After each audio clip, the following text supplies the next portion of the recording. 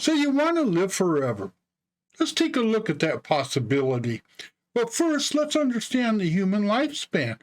Biblically speaking, Methuselah was born in 3074 BC and lived for just under 1,000 years. Scientifically speaking, around that time, most people didn't live to be 41. Now, it might be that Methuselah, Jared, and Noah, and others way back when, had healthier lifestyles compared to other humans, or perhaps they just had good genes, but the obvious fact is they were not the norm. Another myth to lay to rest is that we lived longer than our ancestors. Augustus, the first emperor of Rome, lived to be 75. In fact, Pliny the Elder, in his Natural History, devoted an entire chapter to people that lived well over 100. That was 2,000 years ago. Da Vinci was 67 when he died, Galileo was 77, and Isaac Newton was an old 84.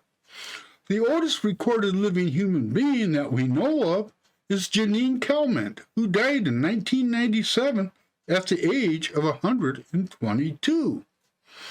If you're even a slightly moderate observer, you know that growing old is different for everybody based on everything from DNA to lifestyle to environment and quality of life. There are 90-year-olds living healthy, active lives today, while others need constant care. Personally, I'm 65, and I consider myself aged, but I'm not that old. And every once in a while, I'll read some article on the interweb that says I can live to 150, give or take.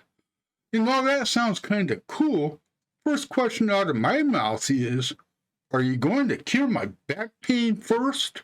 Because we can all talk about wanting to live long lives, me included, but who the hell wants to live an extra 100 years if you're old, wrinkled, suffering from memory loss, and have a shitload of back problems? And you also have to talk about availability. If one gets to live a long time, everybody should. Simply because I don't think anybody wants to outlive their kids. But let's go ahead and take a look at what's happening in extending our life expectancy. David Sinclair, a geneticist, and a team of colleagues have figured out what drives the aging process. More to the point, these geneticists claim that they have actually reversed the aging process in mice. Interestingly enough, it's like rebooting software. Their words, not mine. That's some heavy shit, people. In another bit of research, Alan Quarles, a biologist with the University of Michigan, points out that anti-aging research isn't about finding a single cure, that no single cure is going to prevent it. And that makes sense. As I said earlier, aging is based on a lot of different circumstances. And there are several different companies out there doing the research. Altos Labs is into cellular reprogramming. HX Therapeutics is addressing human aging by researching innovative medicines and advanced therapeutics.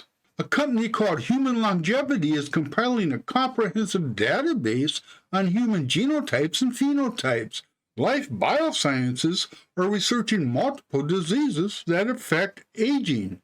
The research I've mentioned is just a small part of the agenda that someday is going to allow us humans to live to be 150, then 300, then pretty quickly we'll find out the secret that Methuselah knew and kept to his damn self.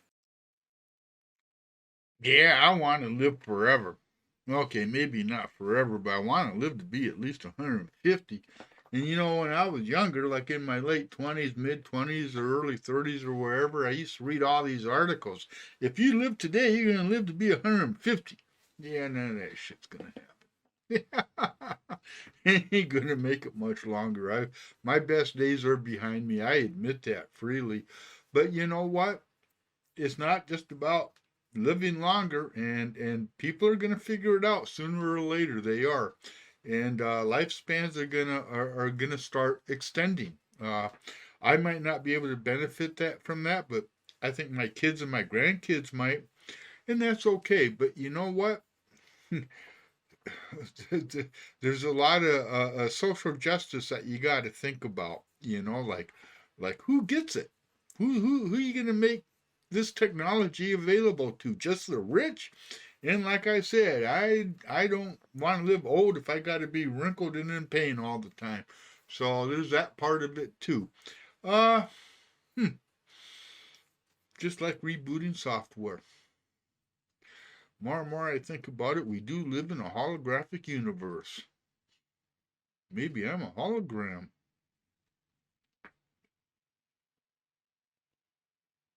Oh, oh. Oh, well, that called for shot tequila. Love you guys. Thanks for watching. Really. Why not subscribe? Share. Like. Do something to this video. Just don't click it and move on. That's okay. What am I saying? I don't know.